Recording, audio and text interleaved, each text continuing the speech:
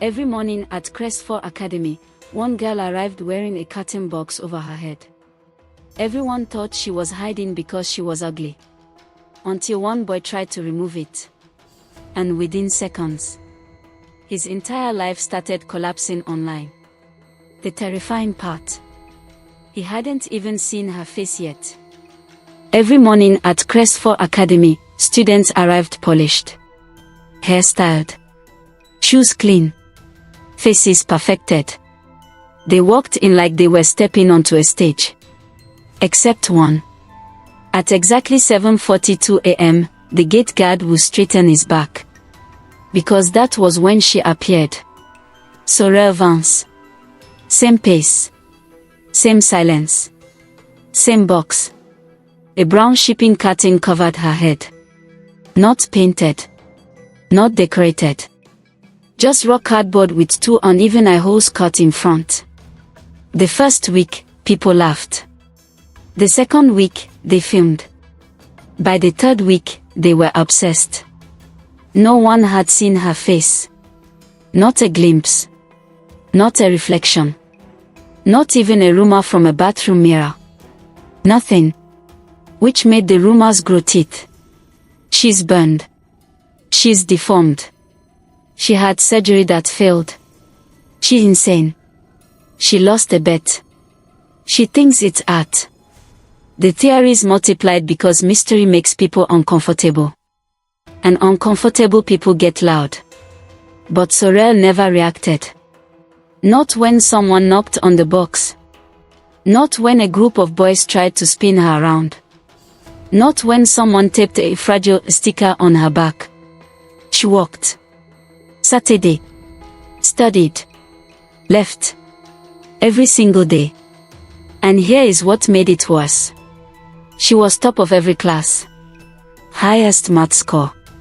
Highest literature score. Perfect lab results. No tutoring. No group work. Just quiet results. The school portal updated weekly rankings. Her name stayed at number 1. Always. That made her more dangerous than strange. Because people can ignore weird. They cannot ignore superior. One morning, in the middle of chemistry class, a brave student asked, "Why don't you just take it off?" The room went silent. Even the teacher paused. Sorel tilted her head slightly. Her voice came from inside the box. "Calm. Steady. If I do," she said, "your life will start falling apart." Laughter exploded. Someone clapped. Someone recorded. "Main character syndrome," a girl muttered. But Sorel didn't laugh. She didn't threaten. She didn't repeat herself. She simply returned to her notebook. And that sentence sat in the room like smoke. Because she didn't say, "You'll regret it." She didn't say, "I'll hate you." She said, "Your life will start falling apart." Not someday. Start. Like a process. Like a switch. By lunch, the clip was everywhere. Group chats buzzed. Slow motion edits. Dramatic music added. Polls created. Should we unbox her? Votes climbed fast. Curiosity began to outweigh cruelty. And that was the shift. Mockery is shallow. Curiosity is sticky. By the end of the day, the box wasn't funny anymore. It was a question. And questions are powerful. Because once a school starts asking something together, it doesn't stop. The next morning, more phones were ready at 7:42. More eyes watched the gate. More whispers floated. Sorel stepped in like always. Same pace. Same silence. Same box. But this time, the laughter was thinner. Because now they weren't just laughing. They were wondering. And wondering is the beginning of collapse. Crestfall Academy did not run on rules. It ran on attention. And attention belonged to one person. Callista Rowe. She did not walk through halls. She arrived. People adjusted when she passed. Girls fixed posture. Boys lowered voices. Teachers smiled longer than needed. Her life looked flawless. Perfect grades. Perfect skin. Perfect captions online. She posted morning routines. Study hacks. Charity drives. Kindness matters, she would say on live stream, eyes soft. And thousands watched. Callista did not tolerate competition. Especially silent competition. Sorel's box was not just strange. It was disobedient. You cannot control what you cannot see. And Callista built her power on visibility. She curated everything. Lighting. Angles. Friends. Even rumors. But Sorel? No angle. No face. No access. That was a threat. The morning after the viral classroom clip, Callista watched the edit 3 times. The line echoed. If I do, your life will start falling apart. The comments were worse. She sounds confident. What if she's serious? Why is that low-key scary? Callista did not like fear that wasn't hers. So she called an informal meeting. 3 girls. 2 boys. Cafeteria corner. Phones face down. She's manipulating you, Callista said smoothly. With mystery. A boy shrugged. Or she's just weird. Callista smiled. Weird is fine. Power without explanation is not. They understood. Mystery shifts focus. And focus is currency. That same day, Callista staged it. Between classes. Wide hallway. Crowd already thick. She stepped in front of Sorel. Blocked her path. Phones lifted instantly. No one asked who started it. They always assumed Callista had a reason.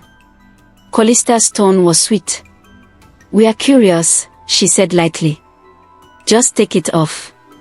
The crowd leaned in. Sorel stood still. No shaking. No retreat. Just quiet. Callista tilted her head. You're scared, she added gently. Silence stretched. Then Sorel replied. I'm careful. That word landed differently. Not fear. Not weakness. Careful. Callista's smile tightened. Careful of what? Sorel answered without pause. Of what you've hidden. The air shifted. A small shift. But real. Callista laughed first. Loud enough to reset the mood. Oh please, she said. This isn't a horror movie. The crowd laughed with her. Because that's what crowds do. They follow relief. But Callista saw something she did not like. A crack. Not in Sorel. In the crowd. Some were no longer laughing fully. Some were thinking. And thinking is dangerous. Callista stepped closer. Close enough that the edge of the curtain almost touched her forehead. Take it off, she whispered, voice no longer sweet. Sorel did not move. Your life will start falling apart, she repeated calmly. Callista felt something small in her chest. Not fear. Irritation. Because for the first time in a long time, she was not controlling the scene. And that could not continue. As Sorel walked past her, the hallway parted. Not for Callista. For the box.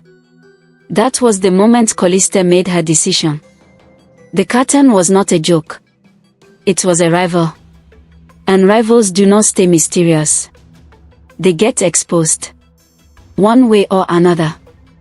The next morning felt staged. No announcement. No official event. But everyone knew something would happen. By 7:35 a.m., students were already gathered near the main hallway. Phones ready. Whispers moving. Callista did not rush. She arrived slow. Confident. like someone who already owned the outcome. At 7:42, the gate opened. Sorel stepped in. Same walk. Same silence. Same carton. But today, the hallway did not part quietly. It closed. A circle formed around her before she reached her locker. Someone started a live stream. Viewer count rising fast. Do it now, a voice said. Take it off. Callista stepped forward. Soft smile. Controlled posture.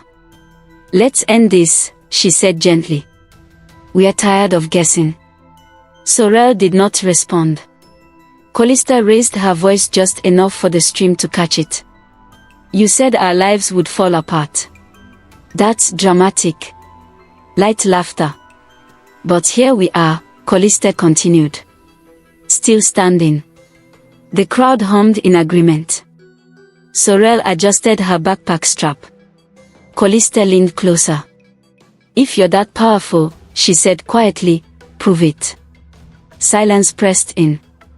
Someone shouted, unbox her. The chant caught. Unbox her. Unbox her. Unbox her. The rhythm built fast. Phones angled higher. Notifications popped on screens as more viewers joined. Sorel's head tilted slightly. Not nervous. Listen. Callista reached for the edge of the curtain. Not ripping. Just touching. The crowd inhaled. Sorel spoke. Come. You won't recover. The hallway stilled. Callista smiled wider. Recover from what? Sorel answered without raising her voice. From yourselves. The words did not explode. They sank. Heavy. A boy laughed too loudly. Bro, what does that even mean? Callista did not break eye contact with the curtain. You're bluffing. Sorel shook her head once. No. Callista's hand tightened slightly on the cardboard edge. Then let's find out. Before she could pull, a teacher's voice cut through. What is happening here? The circle loosened slightly. Live stream chat flooded faster. She's scared. She won't do it. Pull it. Do it. Callista stepped back smoothly. She would not risk detention on camera. Not today. Not for something that could be planned better. She straightened her blazer. Fine, she said casually. Another time. The crowd groaned. Energy deflated. But something else grew. Tension. Because this was no longer teasing. It was a countdown. Sorel walked through the broken circle. No rush. No visible relief. Just steady steps. As she passed Callista, she paused half a second. And said quietly. It already started. Callista frowned. Started what? Sorel continued walking. Did not answer. By lunchtime, something small happened. A private group chat screenshot leaked. Old messages. Cruel jokes. Mocking a scholarship student. The messages belonged to someone in the morning circle. Not Callista. But close to her. The post spread. Fast. No one connected it yet. But Callista noticed something uncomfortable. The timing. And for the first time, the curtain didn't look harmless. It looked patient.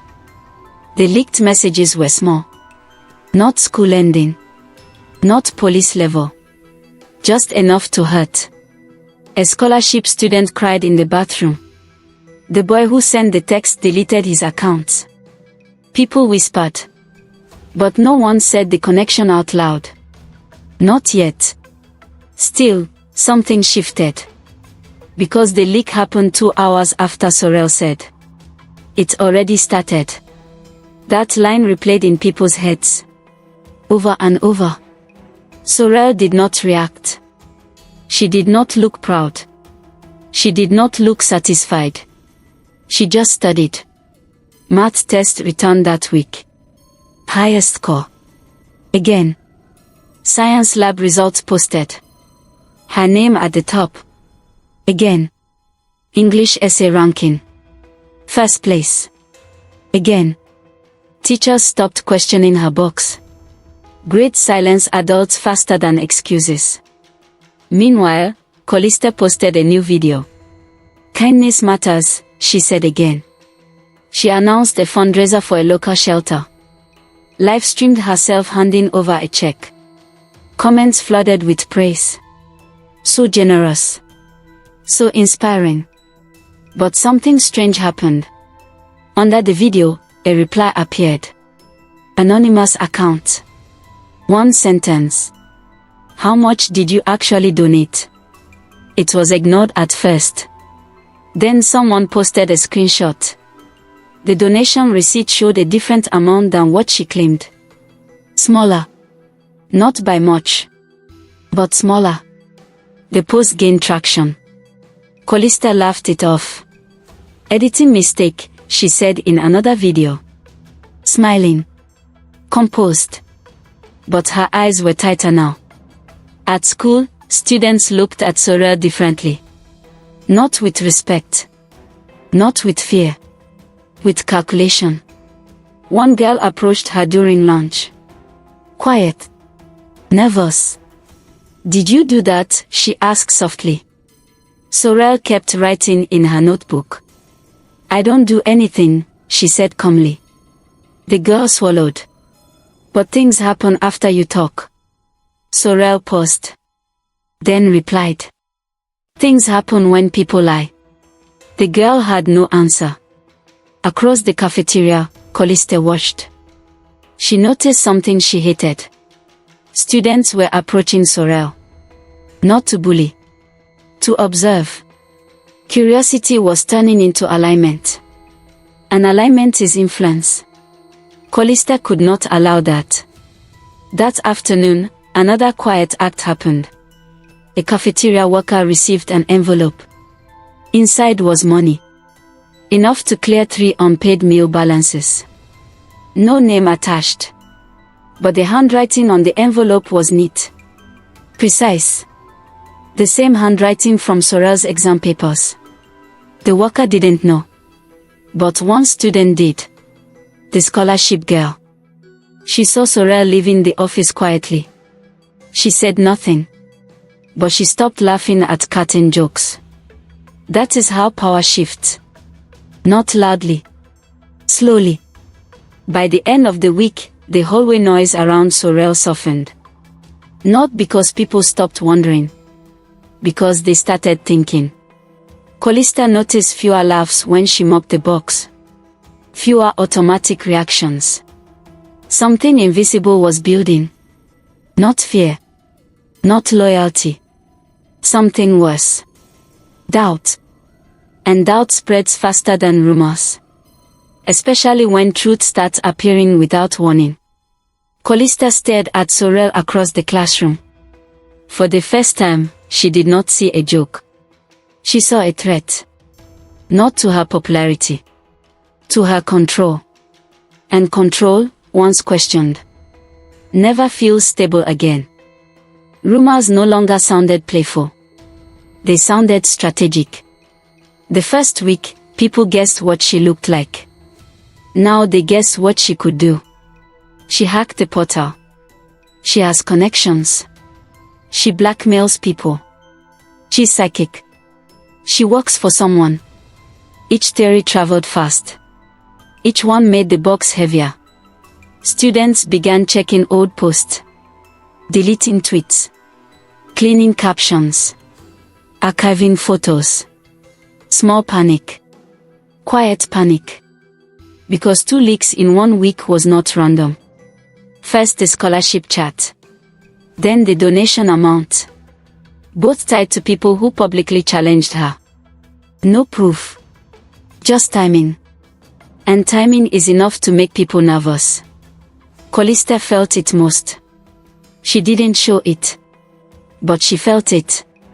Her DMs were full. Is that real? Why did the receipt say less? You okay? She responded with calm videos. Explaining. Smiling. Reassuring. But she also did something else. She hired someone. A senior known for tech skills. Quiet. Smart. Hungry for money. Find out how she's doing it, Callista told him. Doing what? He asked. Callista's jaw tightened. Whatever this is. Meanwhile, Sorel kept routine. Arrive. Sit. Score highest. Leave. But something new started. People watched her eyes. Through the uneven curtain holes. Trying to see something unusual. Trying to catch a glow. A device. A lens. One afternoon, during group walk, a boy leaned close and waved his hand in front of the eye holes. Blink if you're human, he joked. Sorel did not blink. He pulled back slowly. The class laughed. But it wasn't strong laughter. It sounded forced. That night, another leak appeared. Private photos from a hidden account. Nothing illegal.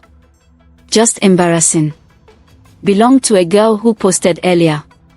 Take the box off or leave the school. The timeline was clear. Insult in the morning. Exposure at night. Now the pattern was undeniable. The school split into two groups. Group 1. She's dangerous. Group 2. Maybe just don't lie. Teachers started hearing parents complain. Is my child safe? Why are personal things leaking? The principal called an emergency staff meeting. No conclusions reached. No evidence found. But suspicion settled on one person. The girl with the box. The tech senior reported back to Callista. She doesn't use school Wi-Fi much, he said.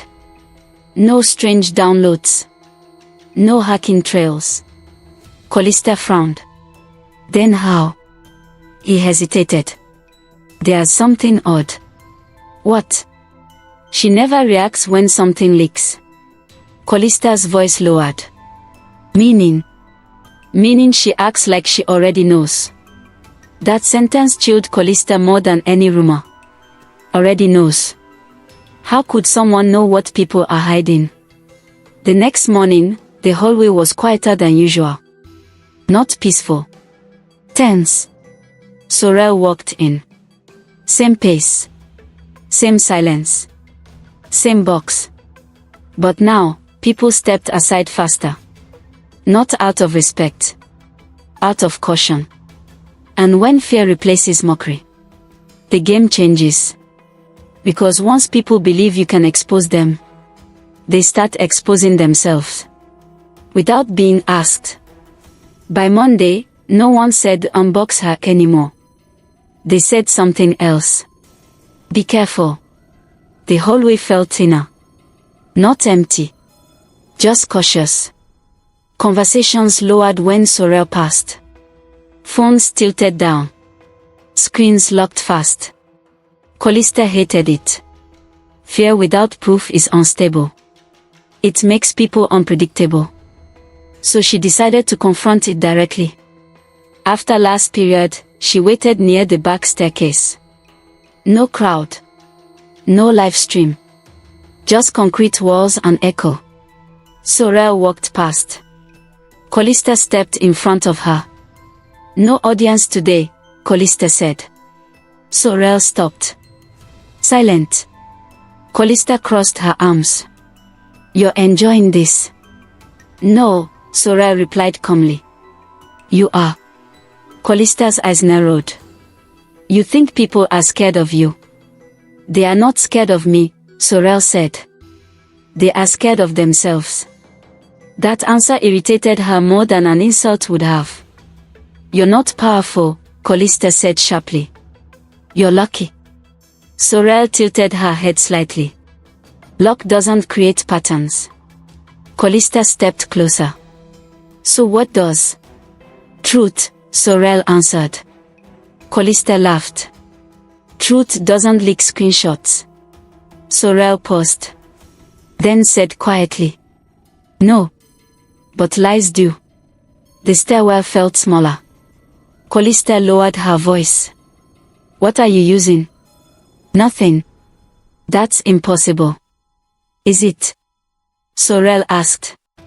Callista studied the curtain, looking for wires, openings, a lens.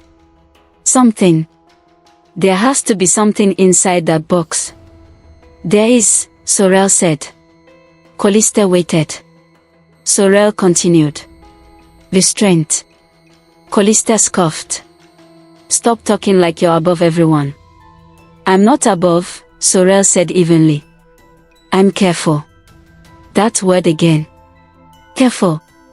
It stuck. You're scared, Callista pressed. Sorel shook her head. No. Then why hide? A long pause. Then Sorel answered. Because once someone sees, it activates. Callista's pose jumped before she could stop it. Activates what? Consequence. The word echoed in the stairwell. Callista forced a smirk. You expect me to believe your face triggers disaster? No, Sorel said calmly. Your choices do. Silence. Footsteps passed somewhere above them. Distant. Callista stepped even closer now. So close the curtain almost touched her forehead. If you're bluffing, she whispered, I will find out. Sorel didn't move. Find out carefully, she replied. That sentence felt like a warning. Not loud. Not dramatic. Just steady. Callista stepped back. Because something about Sorel never changed. No panic. No rush. No cracks. And that made her harder to read than any exposed secret. As Sorel walked away, Callista called after her. You can't hide forever. Sorel stopped at the door. Without turning, she said. I'm not hiding forever. A bit. I'm waiting. For what? Callista demanded. Sorel opened the door. For someone to choose honesty. And then she left. Callista stood alone in the stairwell. For the first time, she didn't feel mocked. She felt measured. And she didn't know the score. A new student arrived on Tuesday. Transfer. Senior year. Name, Alaric Dane. He didn't try to fit in. Didn't try to impress. He listened more than he spoke. That made people curious. And curiosity spreads fast at Crestfall. By lunch, he had already heard about the box. By last period, he had seen it. Sorel sat 2 rows ahead of him in history class.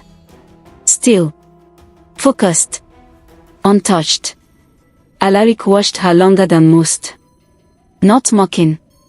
Studying. After class, Callista approached him. She did not waste time. You've seen her, she said. Alaric nodded. Hard to miss. Callista smiled. She's manipulating the whole school. Is she? He asked calmly. Yes, Callista replied. She leaks private things. Proof. Callista hesitated. Timing. Alaric didn't answer. Callista leaned closer. You're new. People listen to new. He raised an eyebrow. And? I need you to get close to her. Silence. And do what? He asked. Gain trust, Callista said smoothly. Make her comfortable. Then. Remove the box. Direct. Clear. Alaric looked toward the far hallway where Sorel disappeared daily. Why not do it yourself? He asked. Callista's jaw tightened. Because she expects me. That was true. Alaric noticed. She doesn't expect you, Callista continued. You're neutral. He considered it.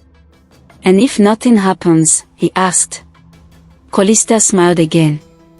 Then we expose a fraud. And if something does, he pressed. Callista held his gaze. Then we find out what. There it was. Not cruelty. Curiosity. Alaric looked back at Sorel across the courtyard. She was alone on a bench. Reading. No phone out. No friends. He felt something small. Not sympathy. Interest. You want a spy, he said. I want clarity, Callista replied. Alaric didn't answer right away. He wasn't scared of Sorel. But he wasn't convinced she was harmless either. And mystery pulls certain people in. Finally, he said. Fine. Callista's shoulders relaxed slightly. But I won't promise results, he added. Just get close, she said. That's enough. The next day, Alaric made his move. He sat beside Sorel in the library. No performance. No teasing. Just quiet presence. After a minute, he spoke. You're good at calculus. She didn't look up. Yes. I'm not, he said. Silence. Then she closed her book. Show me the problem. That was it. No suspicion. No challenge. Just help. Alaric felt something unexpected. She wasn't defensive. She wasn't cold. She was normal. Almost. As they worked through equations, he noticed something. She never looked directly at him. Not once. Only through the curtain. Careful. Measured. As if proximity mattered. When they finished, he said. Thank you. She replied simply. You're welcome. As he stood to leave, she added one sentence. You should decide early. He paused. Decide what? Whether you're curious, she said calmly. Or clean. That stayed with him longer than the math problem. Because if her face truly triggered collapse, then getting close wasn't just strategy. It was risk. And for the first time, the game shifted. Bullying had become infiltration. And infiltration changes outcomes. Alaric did not rush. He did not ask about the box again. He asked about homework. Deadlines. Books. Normal things. That made him different from everyone else. Sorel noticed. On Thursday, he sat with her at lunch. Not across. Beside. He didn't stare at the curtain. He stared at his tray. You don't eat much, he said casually. I eat enough, she replied. You always leave at the same time, he added. Yes. Why? She paused. Routine keeps things stable. He nodded like that made sense. Most people would push. He didn't. That made her speak more. Not secrets. Just small pieces. She liked logic puzzles. She disliked loud rooms. She preferred early mornings. Her humor was dry. Sharp. When he made a sarcastic comment about the school's ethics policy, she said, ethics only work when people don't test them. He almost smiled. Later that week, he walked her halfway home.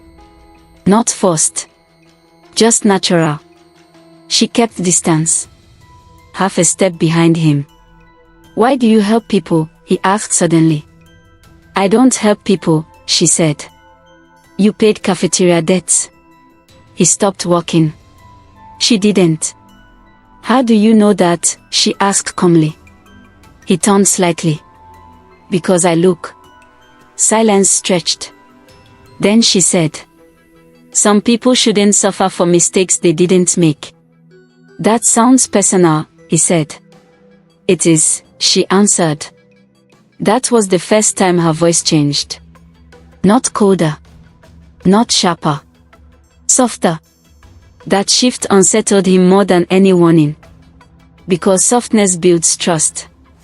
And trust makes betrayal heavier. That night, Callista texted him. Progress. He stared at the screen. Then typed. Slow. She's cautious. Callista replied instantly. Push further. Homecoming is next week. Upstairs room. Private. He felt pressure tighten. The plan was clear. Gain comfort. Create safe space. Remove the box. Stream the reveal. Humiliation. Proof. Whatever it was. But something had changed. When he sat with Sorel the next day, he didn't feel like a spy. He felt observed. Not by her eyes. By something in the space between them. Why did you transfer? She asked quietly. Family reasons, he replied. She tilted her head slightly. Voluntary. He hesitated. No. She nodded once. I thought so. How? He asked. You carry resentment, she said calmly. Not guilt. He swallowed. That was accurate. Too accurate. You're good at reading people, he said. No, she replied. People are loud. They walked in silence after that. For the first time, Alaric wondered something dangerous. What if she wasn't bluffing? What if she wasn't hacking? What if she simply saw? Homecoming approached. Music posters went up. Decorations started. Callista smiled more in public. But her eyes stayed sharp. Alaric felt the weight of the plan pressing in. And when Sorel handed him a small folded paper that afternoon, he felt something heavier. Inside was one sentence.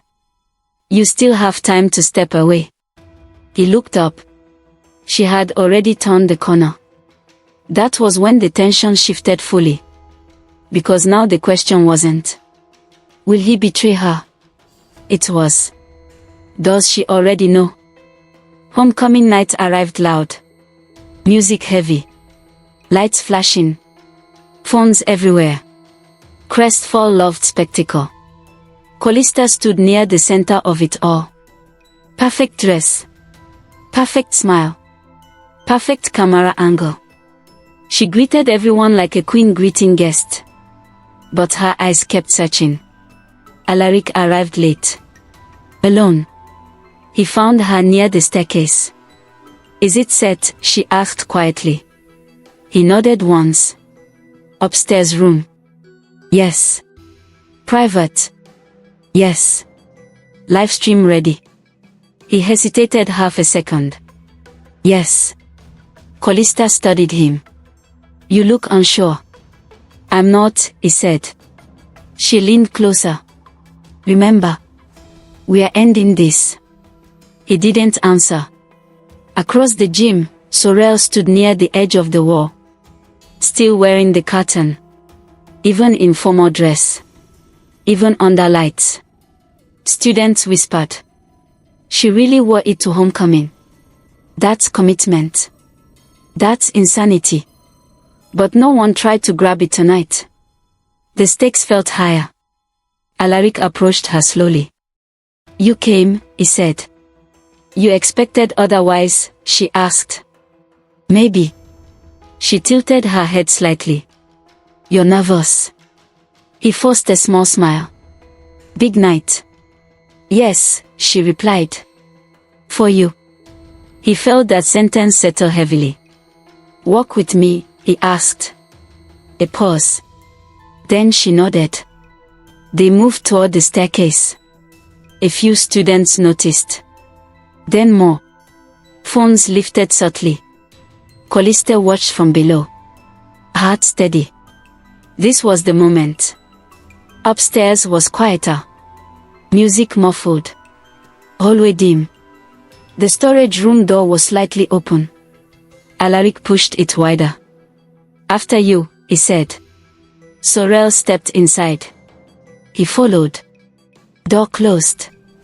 The room was small. Old chairs stacked. Dust in corners. Only one light working. Alaric pulled out his phone. hands steady on the outside, shaking on the inside. He started the private stream. Only Callista had access. Viewer count, 1. Sorel stood in the center of the room. Still. You don't have to do this, she said calmly. He swallowed. Do what? Pretend. He looked away. This isn't about pretending. Yes, it is, she said. Silence stretched tight. He stepped closer. Take it off, he said quietly. She did not move. If you do this, she said, it begins. He forced a breath. It already began. She considered him. Then said something that made his chest tighten. I was hoping you were clean. The word hit harder this time. Clean. He stepped closer. Reached for the edge of the carton. His fingers touched the tape. Cold. Thin. Fragile. Last chance, she said softly. For what? He asked. For you, she replied. Downstairs, Callista watched the screen. Smile fixed. Music pounding through the floor. Upstairs, tape began to peel. Slow. Careful. Like removing a seal. Alaric's hands shook now. Not from fear of her face. From fear of what might follow. The curtain lifted slightly. A thin line of skin visible. Normal. Nothing glowing. Nothing strange. He almost laughed in relief. Then his phone vibrated. Hard. Once. Twice. 10 times. 20. Notifications flooding in. He froze. The curtain lifted higher. And before he saw her fully, he saw his screen. Private messages leaking. Old emails surfacing. Family financial fraud trending. His name climbing fast online. Viewer count on the stream rising. Not one. Hundreds. Then thousands. He looked at her. Breathing uneven. What did you do? He whispered. Sorel's voice was calm. I didn't do anything. His world was collapsing in real time. And the box was only halfway off. The phone kept vibrating. Again. Again. Again. Alaric's hands started shaking. More notifications poured in. Old emails. Private voice notes. Hidden accounts. Everything he thought was buried was now surfacing online. His heart slammed against his ribs. This isn't possible, he whispered. Downstairs, the live stream numbers kept climbing. Hundreds watching. Then thousands. People in the gym started checking their phones. Whispers spread across the dance floor. Something's happening upstairs. Callista stared at the screen in disbelief. This wasn't the plan. This wasn't supposed to happen. Upstairs, Alaric slowly lifted his head. His eyes locked on Sorel. What did you do to me? He asked. His voice cracked. Sorel stood perfectly still. No panic. No smile. Just calm. I warned you, she said quietly. The phone vibrated again. Even harder this time. Another notification. Another secret. Another part of his life collapsing. Alaric looked back at the curtain still half covering her face. He swallowed hard. You said it would start if I saw you. Yes. But I haven't even seen your face yet. Sorel's voice stayed steady. That's the problem. Alaric's breathing stopped for a second. What do you mean? She slowly lifted her hand and touched the edge of the curtain. Then she said something that made his blood run cold. You only lifted the box halfway. A pause. Silence filled the room. Then she whispered. It gets much worse when it comes all the way off. Alaric's phone vibrated again. And this time, the live stream viewer count jumped to 10,000. Downstairs, the music stopped. Students began running toward the staircase. Callista's eyes widened at the screen. Because now the whole school was watching. And Alaric was about to finish removing the box. But before we reveal what happens next, if you're enjoying this story so far, make sure you subscribe to the channel so you don't miss part 2. And tell me in the comments, do you think Alaric should remove the box completely, or stop before it's too late? Because in part 2, the moment the box comes off, Crestfall Academy will never be the same again.